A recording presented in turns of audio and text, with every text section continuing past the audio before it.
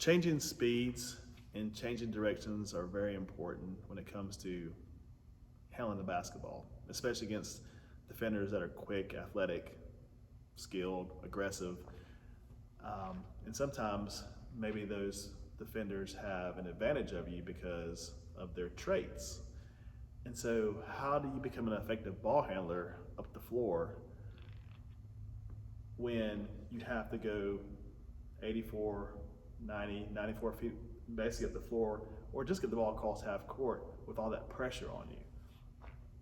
A lot of times, what I found is if you can go fast and then slow yourself down, then the defender who's trying to make you go fast and faster, the defender will have to slow down. And when he or she slows down, then you go fast again.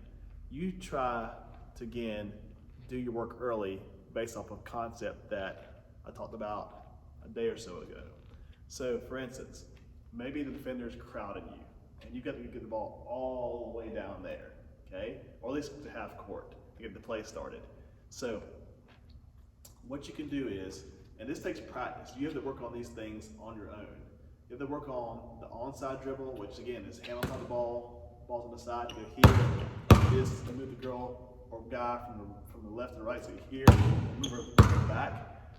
And then maybe you change it up the next time as when they move to the right, cross it back to the left, okay? Again, to get some space. Maybe use the onside, and if you cross it over and they're reaching for the basketball, you can put the ball between your legs and use this leg as a shield, so the ball goes through, you're there and hit your leg. Maybe when they reach for it and they reach right in front of you, you put the ball behind your back and catch it. Anything to create a little bit of space and to move the defender left or right is to your advantage. Try to stay in the center of the court if you can. A lot of times, faster and aggressive defenders want to send you to the corners. They want to send you to the sidelines where they can kind of invite you into trap areas or put you in situations where it's to their advantage. Again, you have to be able to try to keep the ball in the middle of the court if that's what your offense is requiring, so that you have multiple options and you want to do it with your head up. But again, this stuff takes practice. But I found out over time that if you can change speeds and change directions, but when I say change directions, don't go all the way to your right or all the way to your left. Try to stay centered, and maybe, for instance, I use these lane lines as I went before. I want to stay within the lane lines. Maybe I just move the defender to the right and left, again, just to get a little bit of space. And if you can change your speeds as you're changing directions, slow then fast, slow then fast. The defender has to honor that. But you got to approach the defender with an attitude that, hey, you're not going to take this ball from me. You're not going to dictate to me where you want me to go. If you go fearing that he or she is going to do that to you, then you've already lost and you're going to lose the basketball. You're going to throw the ball away. You're going to do something that's not positive for your team. You've got to face that defender, face that problem, and this takes work.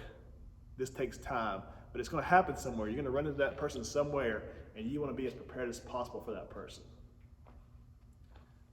In life, I found out that as much as I want to go boom, boom, boom, boom, boom with basketball, I had to change speed sometimes. I had to slow down just a little bit to get myself back to where I want it to be, which is centered. If I find myself going too far to the right or too far to the left with something, I need to get back here, so I need to slow down.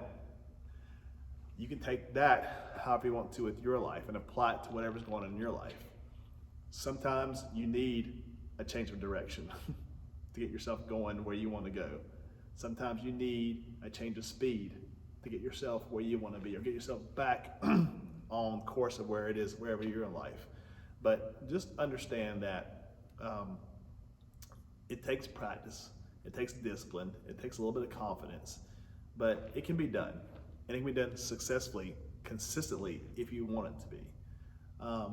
As always, for those who have played for me, you can always contact me if you need some help with anything, because now you're into your lives, right?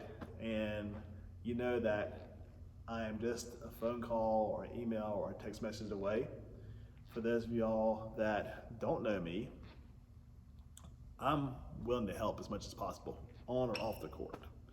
I feel like as basketball coaches, we need to give as much as we can because we have a unique opportunity to do that.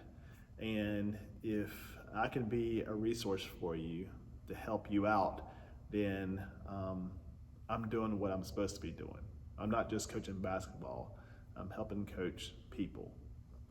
Perfect? No, by no means. But I've had enough experience in my life to know kind of how to handle a lot of things that go on. Maybe not every answer will be something that fits you, but hopefully I can point you in the right direction to, give you that change of speed or change of direction advice or whatever it is to help you out. So again, I hope you're enjoying these CRC thoughts of the day. It's something that I wanted to do, again, not just for my former players, but for the world of basketball, which has been so good to me. And please feel free to reach out if you need.